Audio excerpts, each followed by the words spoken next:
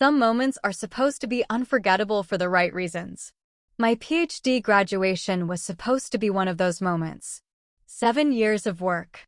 7 years of late nights and early mornings. 7 years of doubt and fear and tiny victories that no one saw. 7 years of proving to myself that I could do something hard. My name is Zunri.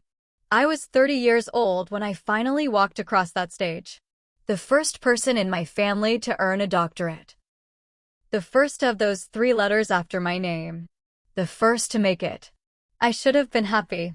Instead, I sat in the audience, surrounded by strangers, watching other families cheer for their graduates. Mothers crying. Fathers taking photos. Sisters holding bouquets. Brothers clapping too loud. My seat was empty. Not physically. There were plenty of seats. But the ones that mattered, the ones reserved for my parents, for my sisters Lila and Lily, were filled with people I didn't know. Strangers who'd bought tickets from students whose families couldn't make it. My family couldn't make it either. Not because they couldn't afford the trip. Not because someone was sick. Not because of an emergency. Because of a birthday party. My sister Lily's boyfriend's birthday party. I found out 2 weeks before graduation. I'd called my mother, excited, bubbling over with details. Cap and gown colors. The time I'd walk. Where they should sit. Where we could take photos afterward. That weekend, my mother's voice was hesitant. Honey, I don't think we can make it. The world stopped. What do you mean? It's Lily's boyfriend's birthday that weekend. She's planning this big party. A surprise. We promised we'd help set up. I laughed. I actually laughed. You're joking, right? This is a joke. No, honey. It's really important to Lily. You understand, don't you? You're family. You're supposed to support each other. Support each other. I'd spent 7 years supporting myself. 7 years of working 2 jobs to pay for tuition. 7 years of living in a tiny apartment eating instant noodles. 7 years of calling home and hearing about Lily's latest drama, her latest boyfriend, her latest crisis. And now, when it was my turn, when I finally had something to celebrate, they chose her boyfriend's birthday over my graduation. Mom, this is my PhD. My doctorate. I'm the first person in this family to get one. I know, honey. And we're so proud of you. But Lily needs us right now. You're strong. You've always been strong. You don't need us there to know we love you. I didn't need them there to know they loved me. I needed them there to prove it. I hung up and sat in my apartment, staring at the wall for hours. Lila called later that night. Lila, my older sister, the one who'd always been my ally. The one who held me when I cried. The one who believed in me when no one else did. Zunri, I'm so sorry. I tried to talk to them. I tried to make them understand. But you know how they are. Lily's always been the baby. They can't say no to her. What about you? Can you come? Silence. My heart sank. I can't afford the ticket. I'm so sorry. If I had the money, I'd be there. You know I would. I did know. Lila worked 2 jobs just to make ends meet. She had her own struggles, her own battles. She couldn't drop everything and fly across the country for me. It's okay, I whispered. I understand. You shouldn't have to understand. You should be angry. You should be furious. I am. But what's the point? It won't change anything.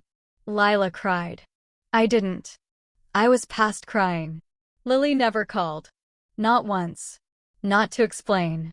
Not to apologize. Not to pretend she cared. I spent graduation day alone. I walked across that stage with my head held high. I smiled for the photographer. I shook hands with the dean. I accepted my diploma with steady hands. I did everything I was supposed to do. Then I walked back to my seat, sat down, and watched the rest of the ceremony through a blur of unshed tears. Afterward, I stood outside the auditorium, watching families reunite. Mothers and daughters embracing. Fathers patting sons on the back. Sisters holding flowers. Brothers taking photos. I stood alone. A woman approached me. Older, kind face, holding a bouquet of roses. Congratulations, dear. Are you waiting for someone? I almost lied. Almost said yes, they're just parking the car. But something in her eyes made me tell the truth. No, my family couldn't make it. Her face softened with understanding. Well, then you should have these. She handed me the roses. My daughter graduated last year. I know how much it meant to have someone there. Consider me your stand-in mom for the day. I took the flowers, and for the first time that day, I cried. I went home to my empty apartment, put the roses in a vase, and stared at my diploma. 7 years of work. 7 years of sacrifice. And no one to share it with. That night, I made a decision. I wasn't going to be invisible anymore. I stopped calling home as often. Stopped asking about Lily's dramas. Stopped pretending everything was fine. I focused on my career, my life, my future. I got a job at a university, started teaching, started publishing research. I built something for myself. A year passed. Then 2. Then 3. Lila called regularly. We talked for hours about her life, her struggles, her dreams. She was the only connection I kept to my family. My parents called occasionally. I answered politely, kept conversations short, never mentioned the graduation. Neither did they. Lily never called at all. I heard through Lila that she'd broken up with that boyfriend. The one whose birthday had been more important than my graduation. She'd moved on to someone else, then someone else, then someone else. Her life was a series of dramas, each one bigger than the last, each one requiring our parents' full attention. I stopped caring. Then, 3 years after my graduation, Lila called with news. Zunri, it's Dad. He's sick. Really sick. The doctors don't know if he'll make it. I sat down heavily. How sick? His heart. He needs surgery, but it's risky. They're not sure he'll survive. She paused. He's asking for you. They both are. They want to see you. I thought about that empty seat at my graduation. The roses from a stranger. The years of silence. I'll think about it. Zunri, please. They're old. They made mistakes. But they're still our parents. I know. I just need time. I hung up and stared at my diploma on the wall. That piece of paper represented everything I'd achieved despite them, not because of them. But Lila was right. They were still my parents. I booked a flight. The hospital was quiet when I arrived.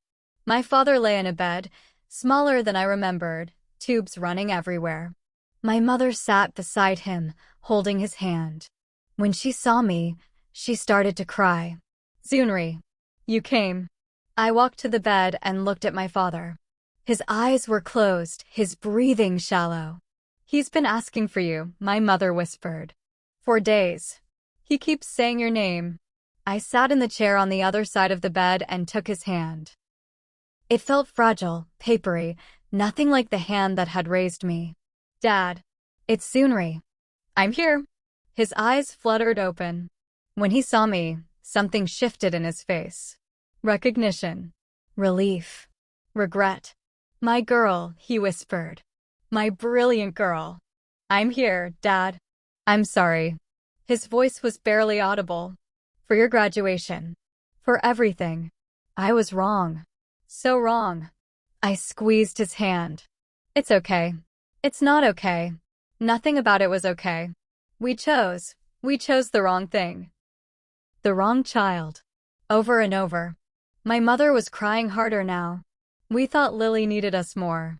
She was always so fragile, so lost. And you were so strong. We thought you didn't need us. Everyone needs someone, Mom. Even the strong ones. I know that now. I'm so sorry. I sat with my father for hours. He drifted in and out of sleep, but whenever he woke, he looked for me. He talked about my childhood, my accomplishments, my strength. Things he'd never said when I was growing up.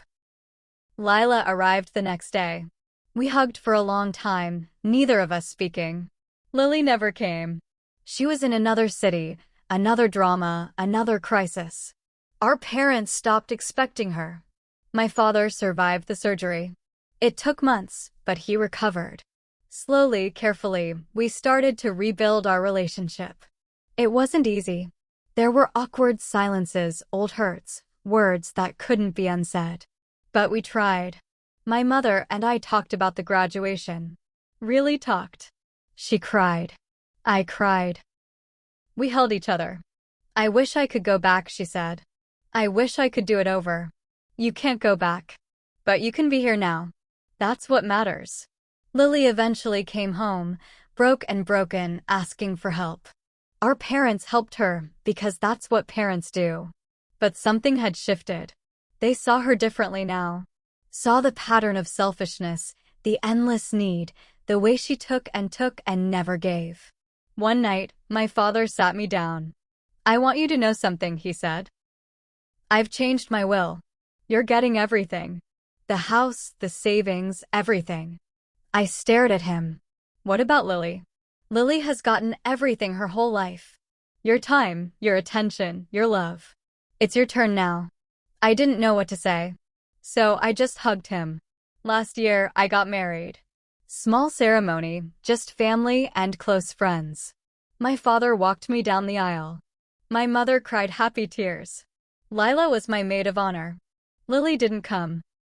She was angry about the will, about the attention I was getting, about the world no longer revolving around her. I didn't mind. At the reception, my father stood up and made a toast. To my daughter Zunri, he said. The one I failed. The one I took for granted. The one who taught me that love isn't about who needs you most. It's about who you choose. Every single day. I cried. Lila cried. Even my mother cried. Later that night, I stood outside, looking at the stars, thinking about everything that had brought me here. The empty seat at my graduation. The roses from a stranger. The years of silence. The hospital room. The slow, painful rebuilding. My husband came up behind me and wrapped his arms around my waist. You okay? I'm perfect, I said. And for the first time in a long time, I meant it. My parents skipped my PhD graduation for my sister's boyfriend's birthday. It took years, but they finally understood what they'd done. And I finally understood something too. Forgiveness isn't about forgetting. It's about choosing. Choosing to move forward. Choosing to heal. Choosing to let love win, even when it's hard. I chose them. And in the end, they chose me too. That's all that matters.